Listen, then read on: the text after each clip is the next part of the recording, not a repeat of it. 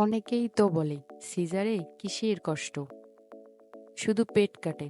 এমনটাই শোনা যায় কিছু লোকের মুখে। 7টা পর্দা কেটে বেবিটাকে দুনিয়াতে আনতে হয়। আধা ঘন্টার মধ্যে 3টা স্যালাইন শেষ হয়। মোটা সিরিঞ্জে মেরুদণ্ডে ইঞ্জেকশনটা সারাটা জীবন কষ্ট দেয়। যখন অবসরের মেয়াদ চলে যায়, তখন গলাকাটা মুরগির মতো ছটফট করতে হয়। আপনজন ছেড়ে পোস্ট অপারেটিভ রুমে থাকতে হয়। প্রতিটা মিনিট যেন একটা ঘন্টার সমান।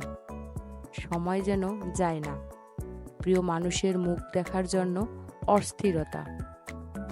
ঘন্টার পর ঘন্টা কাটা জায়গায় কি যে কষ্ট, বলার মতো না। তার সাথে খিঁচুনি, নিথর শরীরে থরথর কাঁপুনি, হাতে ক্যানোলাই স্যালাইন চলছেই। অন্যদিকে গলা শুকিয়ে কাট কাট হয়ে যায়। এক ফোঁটা পানির জন্য কত যে আকুতি মিনতি করতে হয়, কিন্তু 24 ঘন্টার আগে কোনো পানি দেয় না।